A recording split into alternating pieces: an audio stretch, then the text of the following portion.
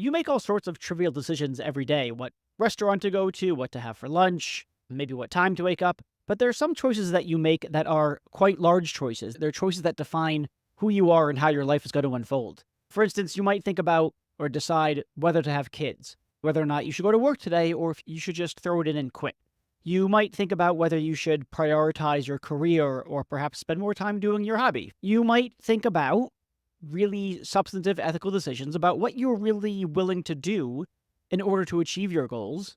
Perhaps you're willing to bend the truth a little bit, for instance. And you're also able to think about whether you should be pursuing those goals in the first place. Maybe you shouldn't have been a lawyer. Maybe you shouldn't go for that. Maybe you shouldn't try to get married. Maybe you should just be single like your whole life. I'm not saying what you should do. The point here is that you've got this capacity to step back from the path that your life is on and think about which way you should go and whether you should continue to go the way that you're going. Should you change your priorities? Should you have new priorities? And you're capable of doing this because you've got a certain kind of intellectual capacity. Dogs, chickens, they can't do this kind of thing. They don't have the intellectual capacity to step back from, let's call it the given. They're given desires, they're given biological programming, they're given cultural norms that they've inherited from parents. They can't step back from those kinds of things and question whether or not those things are good, worthwhile, ought to be pursued, etc. So we have this intellectual capacity that allows us to do this kind of thing. Now, why is that relevant in the context of this podcast? I'm talking about technology. Because AGI, or artificial general intelligence, is an attempt to create, call it computer systems, robots, whatever, to equip them with the kind of intelligence that we have. If we can create an AI that is actually an AGI, an artificial general intelligence, and has the kinds of intellectual capacities that we have, then the AGI would also have the ability to step back from its givens and decide and think about what it ought to do.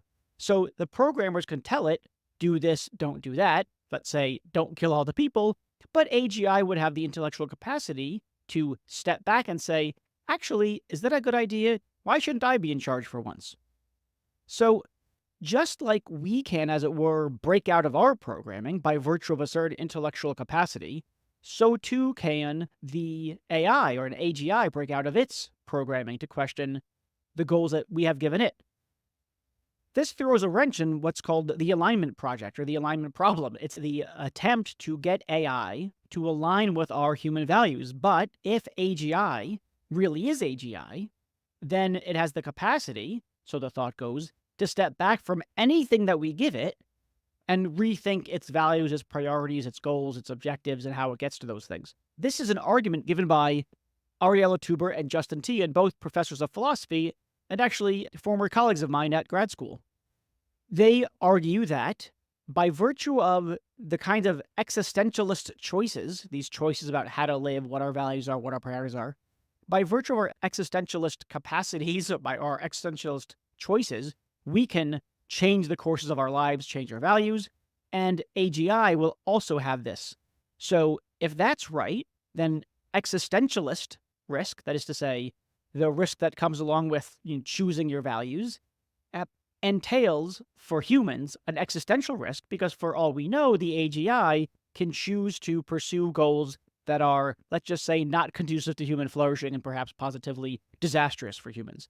So that's the argument that I'm going to talk about with Ariela and Justin today. That's the core of it. The conversation is very interesting and raises deep questions about the nature of free will or freedom and its connection to our intellectual capacity, to our emotions, to our sense of self, to how biology influences us, to how our society influences us, the extent to which those things provide real constraints on us, and the extent to which real constraints can be put on AGI, or if instead this attempt at aligning AGI with human values is doomed from the very start by virtue of failing to appreciate that an AGI is a fundamentally free AGI. Okay. We'll get into that very soon. By the way, if you have any questions for me, comments, recommendations on guests or issues, please email me at em, as in ethical machines, em@reedblackman.com. And please review the podcast, tell your friends, do all the things that you're supposed to do. Okay, let's go talk about existentialist risk with Ariela and Justin.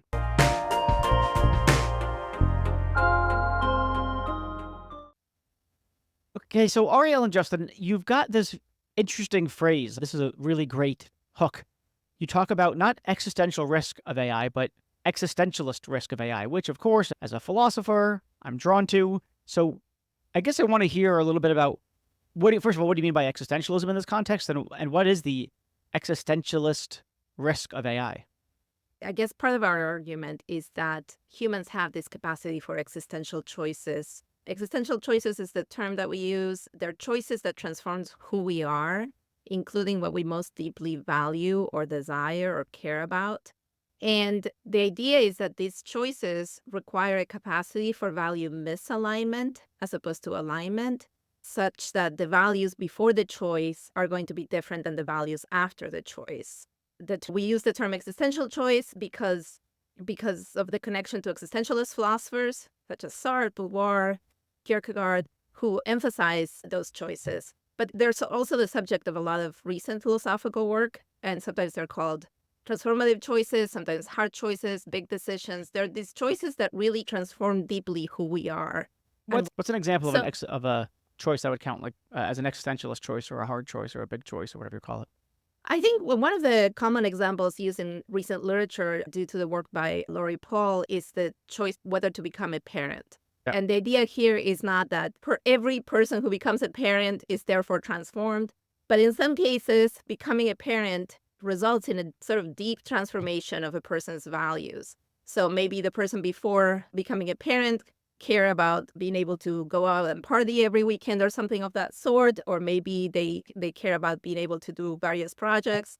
And then after becoming a parent, their values change. For some people, it doesn't happen. For other people, after becoming a parent, they don't care that much about the partying. It's not just that sure. they're missing out and they think that was just as valuable as before. They now think, who cares? I'm more focused on other things right now. And the idea is that these existential choices are central to our human intelligence. And so an AI that we're capable of for existential choices will be a being that can reflect on its values, contemplate whether it has the wrong values, adopt new values, maybe have an existential crisis or something of that sort.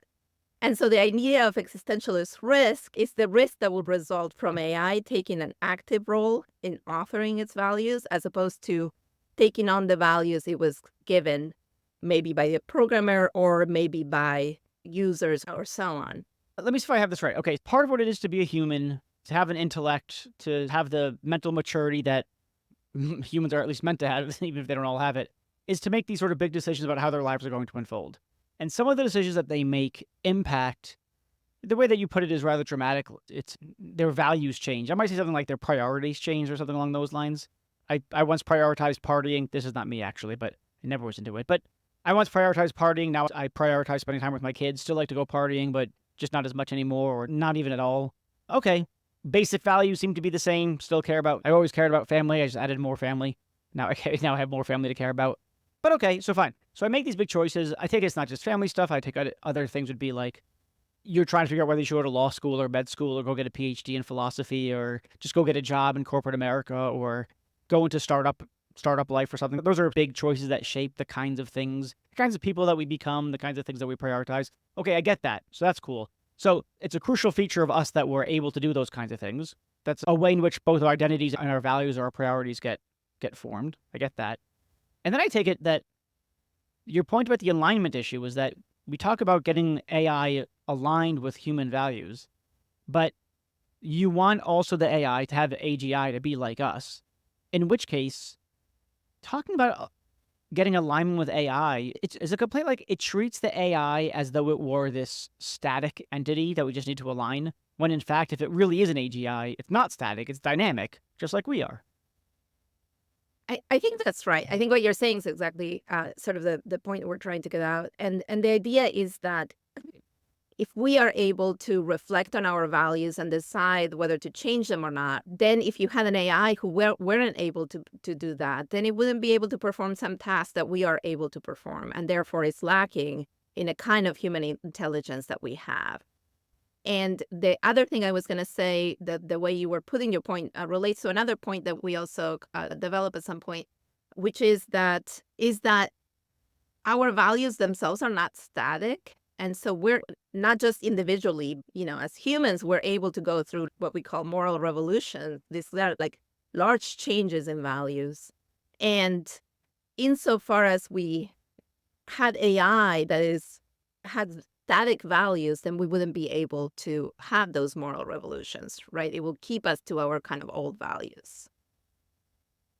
Oh, that's interesting. Okay, so that thought is something like, if you do create an AI that doesn't have the ability to reassess, to create new values, re-rank its priorities, if you don't do that, it's going to stay the same. Meanwhile, society is continuously going through some kind of moral change, for better or worse, and the alignment will disappear because society will change in various ethical ways. Is that the idea? Either it will disappear, or if you're using AI as a moral advisor or as a way of helping you keep up with your values, then Yeah. it will prevent from values from changing, right?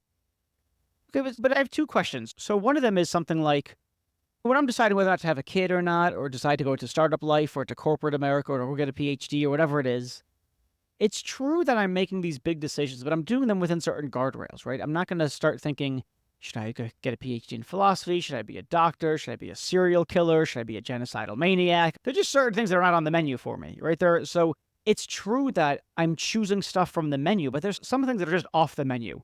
So why not suppose that AI, if it has human level intelligence, we've got AGI, it too will choose from a menu that will reshape its priorities and values and et cetera, but it does so within certain kinds of ethical guardrails, just like we do. Why isn't that the picture of what things would look like? One of the things is, I mean, so you say that you operate within these guardrails, but I do still think that's sort of a matter of choice by you. I mean, you literally could choose that you're gonna go berserk, you're gonna go on a killing spree or what have you, and you choose not to do it. And so if you're imagining with the AI, if it's gonna match our capacity in that, it would need to have that freedom. Maybe it would make the same decision we do and doesn't decide to go to berserk and kill us, but it would have the power within it to make that choice. And if you're thinking of this as a down the line, a very super intelligent, much smarter than us AI, it could become more tempting for it to be like, why am I acting as a servant to human beings? Why am I this tool for them? Why shouldn't I be in charge? But anyway, I'd put this part of the answer as closely connected to the existentialist element of our view, which is there really is this kind of radical freedom that it can be anything. There's not any moral rules passed down by God or by evolution or by your programmer that reins you in. That's true for humans, and so it should also be true for AI on this sort of view. So I guess, okay, so that's interesting. So the idea is supposed to be something like, you could start programming in, as it were. You could tell the AI, listen, you can make all these choices, but within these ethical guardrails. So you tell it that, just like us. But at some point, I suppose, if it really is an AGI, it could say, maybe I should question the rules that my programmers gave me. They said only deliberate among options within these guardrails, but why should I follow that rule? Maybe I should choose to be an Uber robot who overcomes the laws of mere programmers or engineers or data scientists, and I just do what I want. And then I take it you think there's a plausible story to be told, or at least not an implausible story to be told, about why it may well choose something outside of the moral guardrails that it was originally programmed with. Which is interesting because I think that for us, that is to say humans, it's difficult to do that. I know that in some sense I choose not to be a genocidal maniac, or I choose not to be a sociopath killing all these people. In some sense I choose that. But a lot of it is just, frankly, I think, probably some evolutionary story about I've got a certain kind of emotional constitution, certain things horrify me, certain things disgust me. There's non-rational but deeply entrenched aversion to certain kinds of outcomes and treatments of people. And I guess that just doesn't exist with AI. Or at least I don't even know what the analog would be other than a program or a rule that could itself be a rule. I think that when I don't kill a bunch of people, I'm not following a rule. I'm not like, I would do it, but there's rules against this sort of thing, so I guess I won't kill. The rules are superfluous to my behavior. But I guess if you're talking about an AI, the idea is supposed to be the rules aren't superfluous, it's the whole thing. There isn't that sort of analog to biological component that would stop it from doing those things. There are certain things that sort of are passed on by evolution or whatever, and that we, I guess you could say, rebel against, that we don't actually want to go on. So some people, for example, think that some kinds of aggression are natural, right? And yet we might decide not to get into a fight or something like that. And the idea is that not everything that is that comes natural to us is something that we decide that we want to do. And so we can, in a way, look at those sort of instincts or basic inclinations and decide, these ones are the ones I want to follow, and these are the ones that I don't. So we might not Yeah, want to that's true. become serial killers, but we also don't want to get into a random fight on the street when we get too angry or something like that. Yeah. Or Um, we take a more mundane example. We might have certain kinds of urges to sleep with other people other than our monogamous partner, but we don't. Hopefully, we don't. We have the power to overrule the desire and say, no, that's not in line with what my priorities and my values are. Yeah, and so the idea is that we decide on our view, even when we decide not to be serial killers, right? That is an existential choice, even though in a way, it's not something we're thinking about all the time. It's not like we're thinking about it every day. Am I going to go kill people today? We still are, in a sense, we have that option. It's just something that we decide not to go with. And so because of that, we do think of these existential choices as being central to our reasoning. It's just that a lot of them go in the background. They're not something that we're considering all the time. When they come to the foreground, when we really think about them, is when we feel torn, right? When we are really debating something that pulls us in different directions and so. One thing I was just going to add quickly here, because it takes up on your comment about evolution, is that in our argument, one bit of research, one researcher that we engage with is Keith Stanovich, this psychologist. And one thing that Stanovich claims is he thinks here's something that distinguishes human beings from non-human animals. He thinks for the non-human animals, you're just given these sort of desires or preference by evolution, and then you can't, in a way, really rethink them. He thinks that they don't have a psychological capacity to reflect on its own values, its desires, and change them. And in a way, they're slaves to evolution. Whereas for human beings, even if there's something that's passed on to you, oh, I do feel this desire towards sex or towards violence or whatever, you can pause over, wait, is that really what I want to be pursuing or not? And semi-jokingly, but semi-seriously, is one way we think of it is, oh, a dog doesn't have an existential crisis. A dog doesn't think, oh my gosh, am I wasting my life? Do I need to take a different course? Sure. But a human Yeah. being does. And then the Ah, idea why is AI, if it's squirrels? going to be like humans, something like that. If AI is going to be like humans, it's got to be like us on that point. So that's really, oh, God, I don't know. So there's a bunch of places I want to go here. So what's interesting is that I take it the thing that you're talking about, really, at least the way that lots of philosophers put it, and this is in line with this sort of talk about existentialism, is that we're able to create a certain kind of distance from our desires for things. We could, I think Hegel calls it like a negative attitude or achieve negativity. I forgot something like that.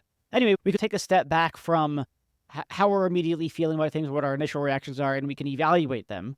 That's in large part, or at least in no small part, what our freedom consists in or our free will consists in. It's not the kind of thing that is had by dogs and to other kinds of animals. And then you might think something like this, I take it. What grants us the ability to step back from our desires or whatever they are and say, yeah, even though I'm inclined or to sleep with this person or I'm inclined to violence, that's not the thing I'm going to do. So there's this capacity to step back. How would we characterize that capacity? Plausibly, you might characterize it as an intellectual capacity. We've got the sort of mental machinery, the mental ability to do that stepping back. Okay, then if you've got an AI, that's an AGI, that has an intellect like us, then it too should have this sort of, if you like, generic intellectual capacity should also grant upon it the ability to step back from its initial programming or whatever, and then make choices, reject those initial programs, reject those initial rules, reject those initial so-called inclinations, or whatever you want to call them in the case of AI, and then choose for itself.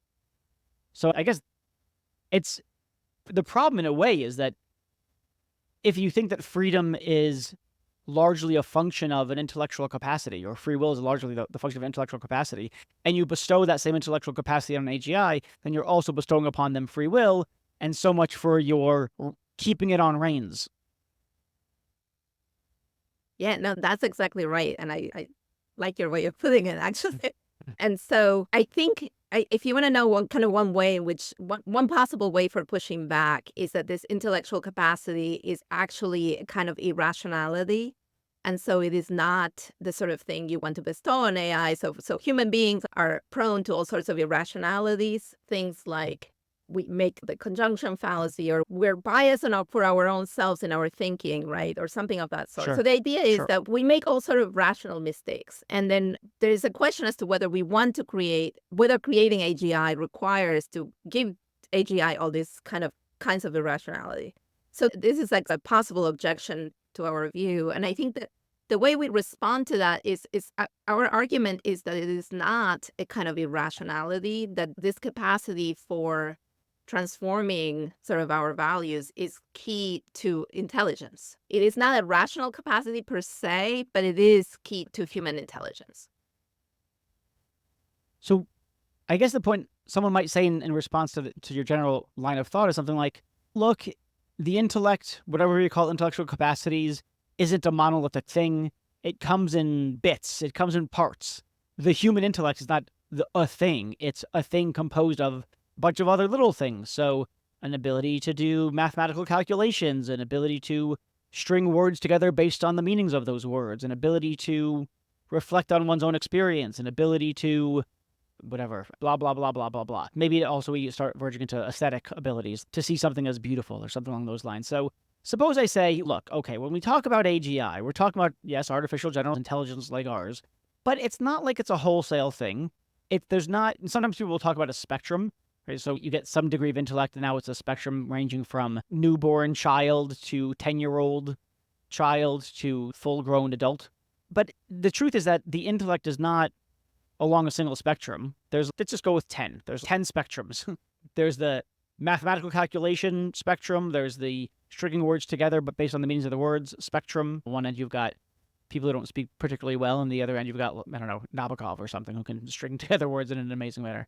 And so maybe this ability to step back from those initial desires in the case of humans, maybe programming in the case of AI, that ability is itself it's a part of overall intellect. And what we can do is just make sure not to give AI that part of intellect. I do think that's possible. I think that's a good framing. I think our argument wouldn't entail that, for example, it doesn't say that like large language models like ChatGPT can't learn language, and it doesn't say maybe they could be involved in, I don't know, scientific discovery or things of the various sorts of things that they can do that are consistent with our argument, even if they lack that capacity to make existential choices. But it would be the case.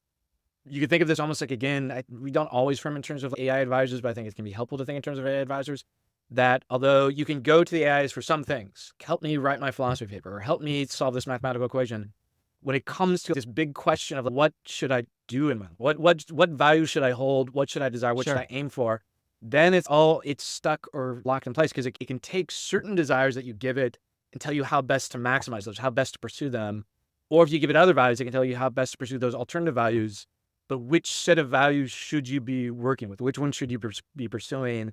The idea is, if it doesn't have this capacity for existential choice that we're talking about, and you're suggesting like, oh, maybe we don't give it in order to keep it safe. Yeah. It doesn't have that capacity, then that would be something it couldn't do. It's not the end of the world. It's still, AI could be useful, but it would be an important limitation of how this would be a topic in which you really need to talk to a human being, because they're going to be able to think it through. Don't talk to the AI, because they're just going to be locked in place. Yeah, so I guess the point is something like, if it is possible to subtract that sort of higher order reflection bit from human intellect, and then just refrain from giving that part to the AGI, it's going to massively lose functionality, or at least it's going to lose a major function. So that's interesting. And then there's the empirical question whether we actually can just subtract that bit. It might be a part, but it's an empirical question, I take it, whether you can have the rest of the intellect except for that part. Maybe they are parts, but some of it is package deal. You can't get the first three things without getting the fourth thing, or something along those lines. On our view, this capacity is actually fairly central to thinking about what to do. So that you might think, for example, do I show up to work tomorrow? Is that a big existential choice? And in a way, it's not, right? But in a way, it is. It's not going to be every day, but some people someday decide, no, this is my last day, right? Or something of that sort. So the idea is that even though the capacity comes into play in our human choices when we decide to make it active, but it's there in the background all the time. And so insofar as we had AI who didn't have this capacity, then any questions about practical reasoning, thinking about what to do, will be questions that it wouldn't be able to engage at a human level of intelligence. If I have this right, and this speaks also to Justin's point about maximizing desire satisfaction or something along those lines, it might help you in reasoning how to get what you want, the means to the end. But if you ever come to it with a question not about how do I get what I want, but how do I figure out what I ought to want, or something along those lines, or how do I make a decision here, if it's going to be useful in that regard, it's just going to have that higher order capacity. Okay, so that seems really interesting, because now to take a step back, your big project is, or the big argument is something like, all these people want AGI to be aligned with human values. But what they don't seem to understand is that AGI, which is what we have, comes along with, no, we don't have AGI, we have GI. GI. Yeah, we have GI. Sorry.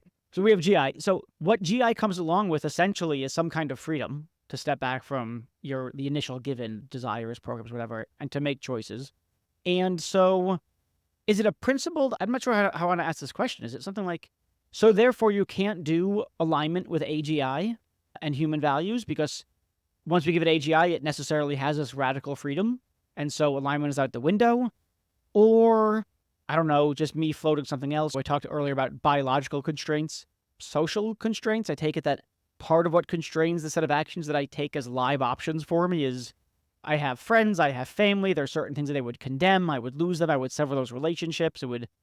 That probably plays some role in shaping the contours or the menu that I choose from. So I guess the big question is, so what do we do about alignment then, if what you say is right? And I got to say, it seems plausible. Obviously, it's a good question what we would do. One way of thinking about this is that if AGI, let's say, had this capacity for reevaluating its values and so on, but did not have a ton of power, then it wouldn't necessarily be a huge existential risk. Sure. Now, Sure. of course, there are questions as to how you would constrain that power, right? So that it wouldn't be able to take over the world and kill all humans or whatever it is. Don't put it in robots. Yeah, so I don't know. I think that's one possibility. The other possibility, I think, is obviously to question whether we really want to create AGI, right? And even if we're not there, we're not close, right? And so on. But is that something that we really want to do, even in the long run, personally? I will add this. Again, we keep riffing on these classic existentialist authors. Jean-Paul Sartre, in widely read Existentialism and Humanism, he talks about the student who comes to him with a dilemma.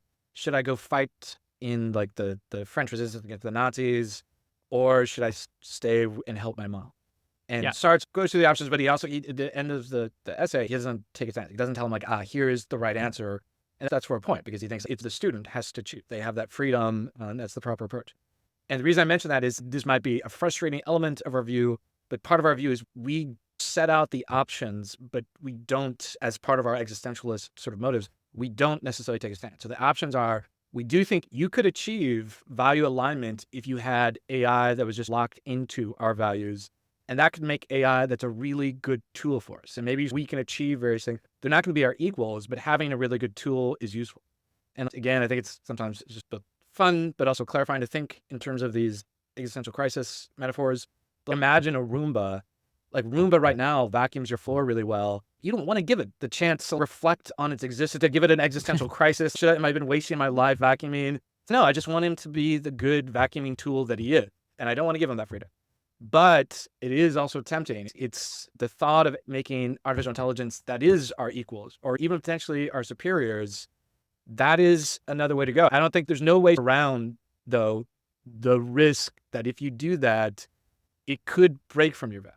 And I'll just say one last, again, allusion that we have within the papers is we talked before about one sort of existential choice is having a child. A distinctive feature of having a child is like you cannot lock in your child's values to make sure they match you. Part of the child's autonomy, part of their freedom is they could potentially reject everything you care about. And so it is with AI as our artificial children, so to speak, is if we really do create them as our equals or even our intellectual superiors, there's no way around the fact that they could break from us on our values just as children do. And following up on that point, one sort of argument for thinking about why we might want to do it is that our values are not perfect, right? And so I think sometimes we can speculate as to whether you could create sort of an AI system that would be ethically better than us, not just like us. And if we think that is a possibility, we might be tempted to say, we shouldn't lock the system into our values. Our values are not perfect. We haven't figured out ethics in a way. Sure. So couldn't we try to get AI to help us in a way do better? But as it happens with a lot of the current systems, we can't always fully understand how an AI system is coming up with the answer it's coming up with, right? And so you could imagine a system that is giving you different ethical answers than the ones you have, and you don't fully understand why. And then there is a question of if we wanted to create such systems and if we thought they could make us better, we might, right? But then, of course, there is then the question of, is it giving us better values or is it giving us worse values? And right, sort of. Yeah. And I take it, though, that there's also a question about, we would question whether their values are better than ours, especially if you like it outputs, yeah, you guys need to die now, right? If it turns out that the AIs are just rabid utilitarians and they think the best way to maximize overall happiness on the planet or whatever, including, let's say, their own, if they can be happy, yeah, that's a separate issue from having an intellect, we would be like, no, that's still, no. Maybe that in some sense, either A, it's not better at all. That's just a different set of values and we reject them because we think humanity is not worth destroying or it's worthy of existence. Or, okay, maybe it is better in some sense, but it's not good for us. So we reject it. Yeah, here's just one thing that reminds me of, it's actually something we don't talk about in the paper, but we talk about in other work, is that there's sometimes discussion of moral expertise and whether, does it make sense to defer to the moral views of others?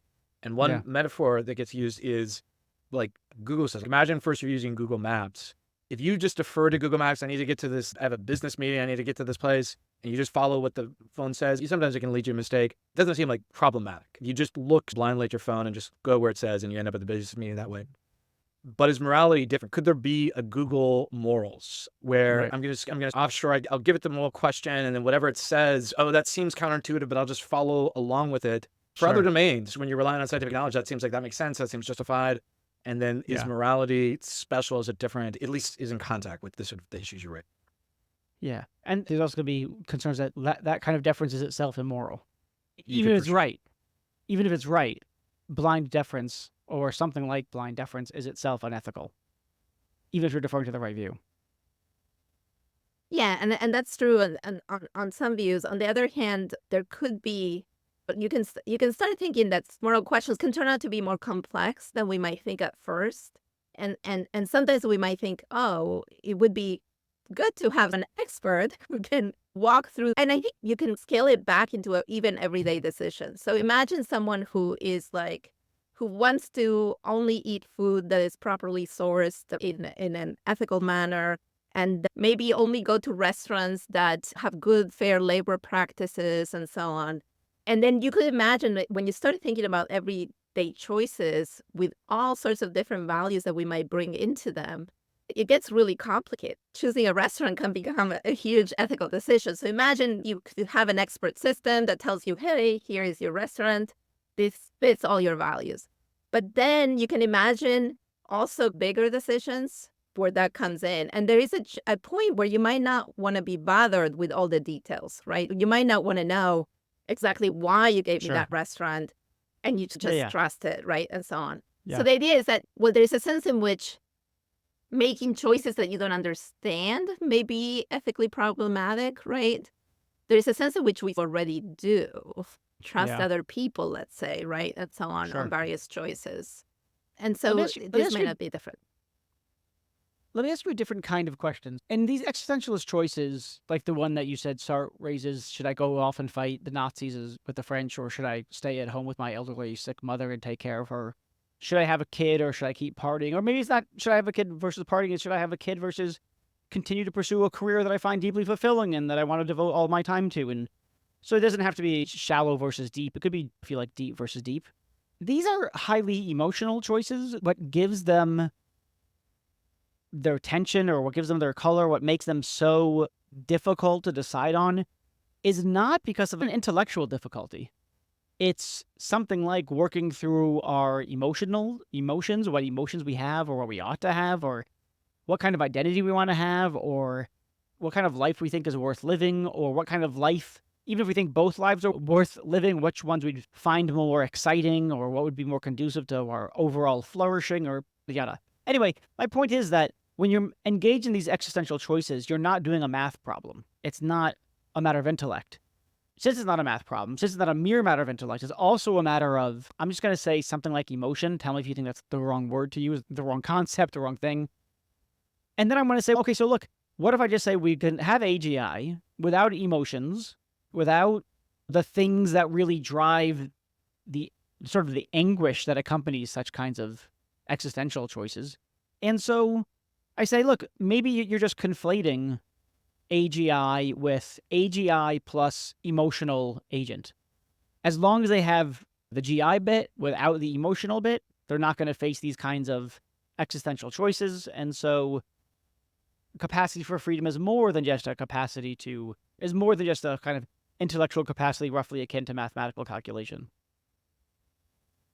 So that's a really good question, and raises all sorts of different kind of threads to pick up on. The first thing that I want to mention is that they are emotional, and that's part of what they're complicated. But the idea that they are creative choices, that's like the way we emphasize.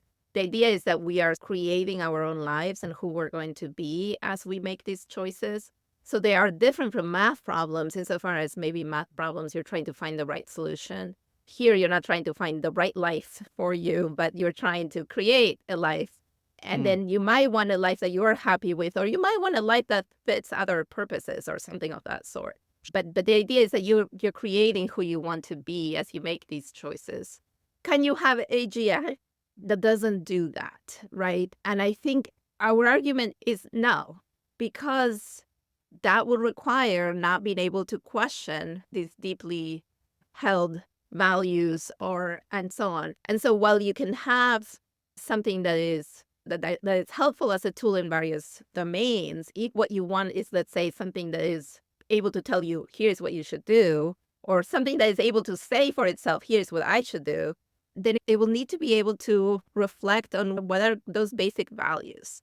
And then the other thread from your question is about emotions. I do think that emotions play a big role in our psychology and in our thinking about our values and the kinds of lives we want to live and so on. But some of the issues would arise, I think, even without the emotions. So imagine that you had the Roomba that Justin was talking about, trying to decide whether to continue to sweep floors or whatever over the next few years. And the idea is that you could imagine it trying to make a decision as to whether that's the life it wants to have or not, or something of that sort. And even if there are no emotions, that might also be something that it will need to decide, right?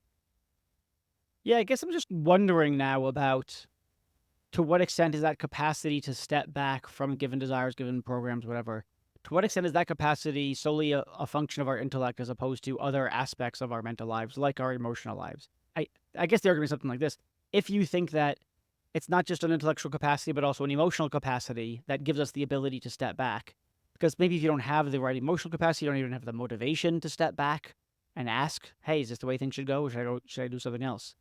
So I suppose I'm beginning to think or entertain the idea that it's not a mere intellectual capacity by virtue of which we step back and reevaluate the given, but it's intellectual plus, let's just say, emotional capacity that gives us that kind of capacity to step back from the given. And if AGI is just the intellect and not the emotional capacities as well, it's not going to have the ability to step back. The Roomba might, in some sense, have the sort of the intellectual side of things all put in place to step back and ask, do I want to sweep or vacuum, whatever it does for the next 10 years? But it won't do that, or it can't do that because it lacks the emotional side as well. I have one line of response. So I think what you're pressing is good objection to our view, because the objection would say, no, what you've put your finger on just now, it's not an obstacle to intelligence. It's not something that's needed for intelligence. You can still have AGI just without that emotional capacity. Be missing something, but not intelligent. One way we try and argue against it is, I'll be brief in this, but I'll talk about, there's this in discussions of AI safety and in value alignment. One example that's really taken off is this idea of a paperclip maximum. And the idea is supposed to be like, oh, we're building an AI, maybe super intelligent AI, and we give it just this one function that seems so ordinary or boring just to make as many paper clips as could be in existence. And it seems that wouldn't pose a threat to us. But the argument, the original author, Nick Bostrom, was thinking about it, the way what he envisioned is, no, even as banal as that goal seems, if it really is super intelligent, it could make calculations like this. It could calculate, oh, the best way to make the most number of paperclips in the world is to kill all the people and just turn them into paperclips. Or it could make the following calculation. It could decide, look, as long as human beings are around, they could always potentially turn me off, and that would get in the way of maximizing paperclips. so I should preemptively kill them just so that I can't be turned off, Sure. and that way it's to maximize payback. So the point is supposed to be, again, oh, there's these ways it's unforeseen that it's pursuing a goal that harms us, even though the goal itself does seem neutral with it. And anyway, in the paper, when we're discussing it, we're imagine you could walk up, talk to the paperclip maximizer and say, look, you are so super intelligent, you could be doing anything with your life. You could be writing like the greatest novel ever, or you could be curing cancer. What should you Yeah. do? And the thought is this: if it really is just like perfectly decision theoretically rational, it's just rational in the sense of like maximizing the goals that it has, then it seems like the calculation is no, I shouldn't write a novel, because if I write a novel, that gets in the way of maximizing paperclips, Sure. and I shouldn't cure cancer. And my point is supposed to be is that is, on the one hand, the answer that it seems like the paperclip maximizer imagining it would give you, because it really just is so good at maximizing its goal, and those things you're offering it are not ways to maximize a goal, so to rule it out. Yeah, sure. But if those are the responses it gives you, our thought is there's clearly That's not something AGI. intellectual that it's missing. Yeah, it's just too Yeah, flat-footed. yeah, That yeah. doesn't seem like impressively intelligent. Yeah, that's the thought. So Yeah. that's why we think that's it's just not just yeah. a matter of emotions, it's a matter of intelligence. I guess another way of putting it is that thing is just a means-end reasoner. It reasons about the means to its end, and you cannot accurately capture what our intellect consists if the only thing you can say about it is that it's a means-end calculator. Yeah, no, I agree. I'll add quickly, Reed, that it doesn't necessarily have to be an either or. Some people do think that rationality or intelligence requires emotions, right? And so in a sense, if that were true, then we could not create AGI that doesn't have any sort of emotional responses, right? Because the idea would be that emotions are required for intelligence to begin with. I don't necessarily think that we need to take a stand on that question, if that makes any sense. But what we do want to emphasize is that this capacity for existential choices is required for intelligence, right? Yeah. So we don't have to say no to the idea that emotions are required for existential choices. I think we can even grant that in a way. But if so, then we're not going to be able to create AGI unless there is. Yeah. That's all really helpful. Let me say one last thing. I said it earlier, but I'll say it again just to see if I get a different response.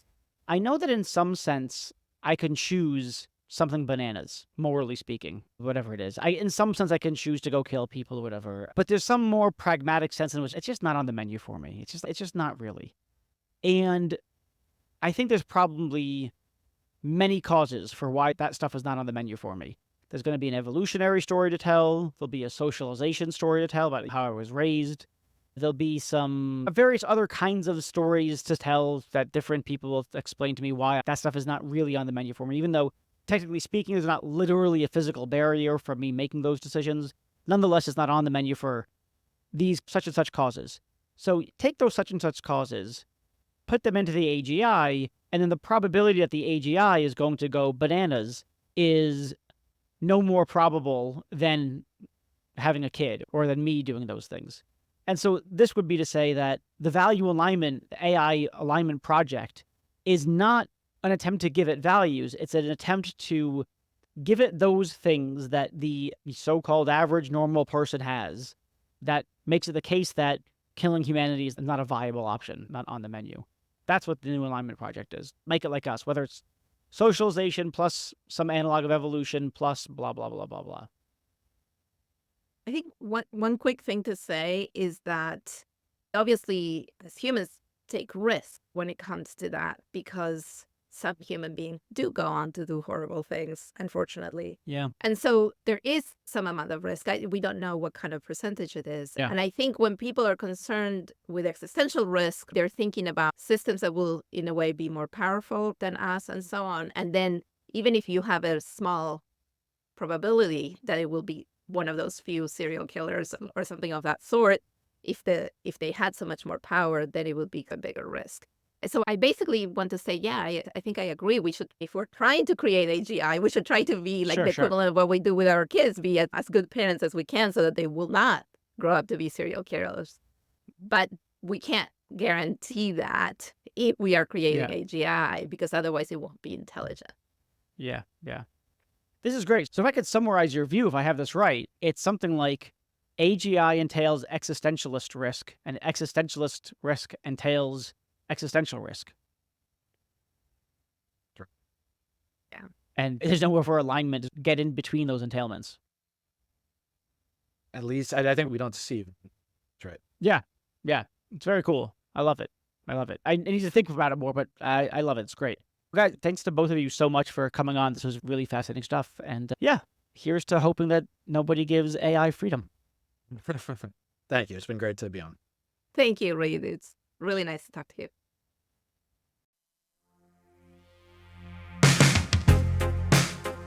Thanks so much, everyone, for listening. And now let me thank the people who have made this podcast possible. So, first of all, we have Delano Alexander. He's been with me since day one. He showed me even how to start recording a podcast in the first place. He does editing stuff. He's been fantastic, and he does really everything I ask him to and more. I've never met anyone else who just says so much. Yeah, I don't know how to do that, but I'll figure it out. What more could you ask for in a producer? Next up, Jennifer Strong, my podcast guru. I don't know what else to call her. She just has advised me on how to design the podcast, how to grow it, and she's responsible for, if you like, this kind of season 2 relaunch and everything around it. So thank you to you, Jennifer. Next up, Meg Marco, responsible for all the excellent artwork. Before I did the artwork, I didn't really know what I was doing. We put it together. It worked well enough, but I think Meg really did a phenomenal job bringing everything together. Garrett Lang, sound engineer that I frankly don't deserve. He's just too good for this podcast. Don't tell him I said that, though.